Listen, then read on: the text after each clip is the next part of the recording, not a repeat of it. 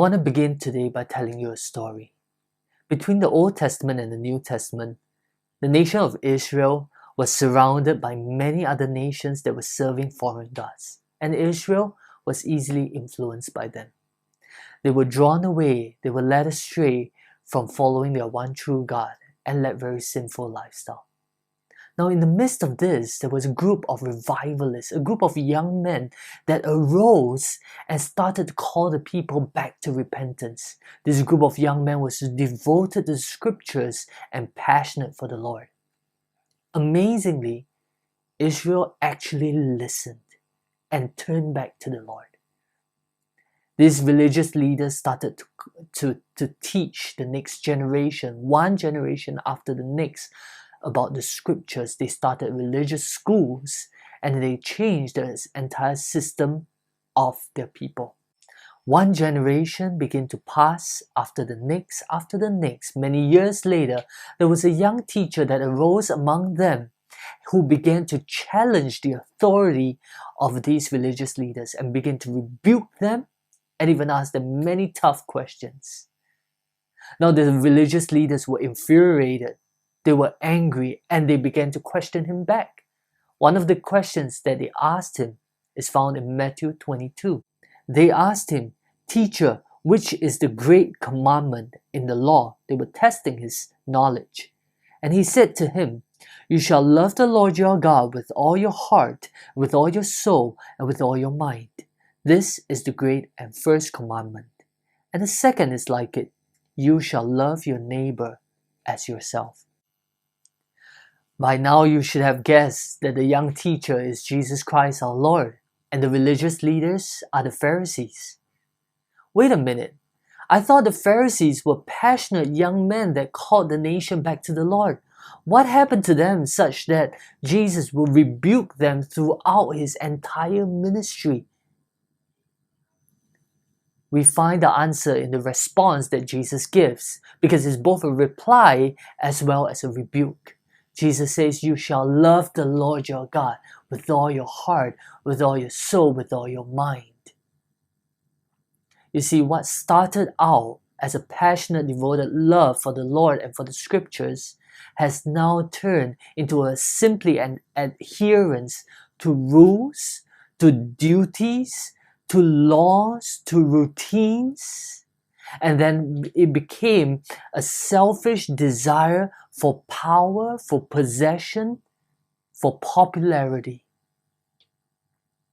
Jesus was rebuking them because they've departed from their first love. Anything that you do that is not out of an overflow of God's love in your heart counts for nothing in eternity. What do you mean by that? You see, Paul says in 1 Corinthians 13, 2-3, he says, "And though I have the gift of prophecy and understand all mysteries and all knowledge, and though I have all faith so that I could remove mountains, but have not love, I am nothing. And though I bestow all my goods to feed the poor, and though I give my body to be burned, but have not love, it profits me nothing." Can you imagine, after 80 years of serving the Lord all your life, you go up to heaven and you stand before the Lord only to hear him say, "You have not done it out of love. It counts for nothing." Wow, I would really want to examine right now the motivations of my heart for everything I do in life. You see, we're not talking about lukewarm Christians here. We're talking about Christians who are willing to sell everything that they have to give to the poor for good works. We're talking about Christians who are willing to lay their life on the line to be persecuted, even martyred for the sake of their Lord Jesus Christ. We're talking about passionate Christians here. Now, if they did all of those things not out of love, it counts for nothing. You see, Paul knows this verse passionately because he thought he was serving the Lord when he was persecuting and killing Christians. The Pharisees thought they were serving the Lord when they were crucifying Christ on the cross.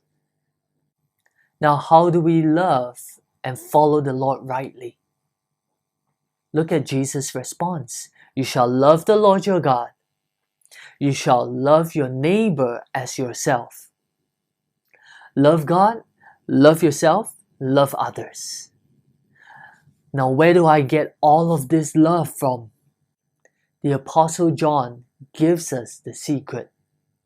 In 1 John 4:19, we love because He first loved us.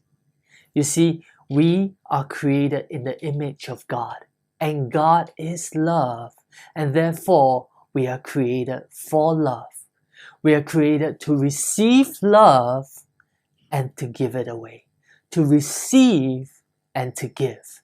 We cannot give what we have not first received. What's the condition of your heart today? Is it overflowing with the love of God? Have you tasted? Have you personally experienced the love of God flowing into your heart?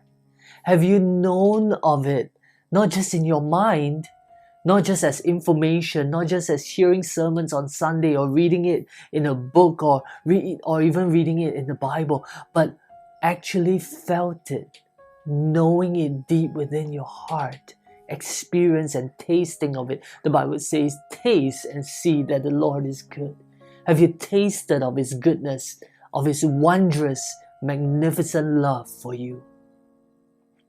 How is the condition of your heart? As we journey towards the Father heart of God, we want to open up our heart to Him and surrender it to Him, bringing it before Him and say, Father, this is my heart. This is the condition of my heart. I bring it before you. Allow Him, and He will do a wondrous work on your heart. The Bible says, ask and it shall be given. Seek and you will find. Knock and the door will be opened unto you. Today we come asking, seeking, knocking on the door of heaven. Father, would you let me experience your love? When you're ready, I want you to pray a prayer with me. Father God, I bring my heart before you. The Bible tells me that you are love. Because I'm your son, I'm created for love. To love you and to be loved by you. Thank you for loving me unconditionally. I don't need to perform to earn your love or acceptance in any way, but you love me the way that I come to you. And I repent for living my life out of my self-centered desires. I repent for even serving you not out of love. Father, would you help me to love you? Would you help me to experience your love? Holy Spirit, I ask, would you pour the Father's love into my heart? I open up my heart right now and lower my defenses. Father, would you show me how much you love me?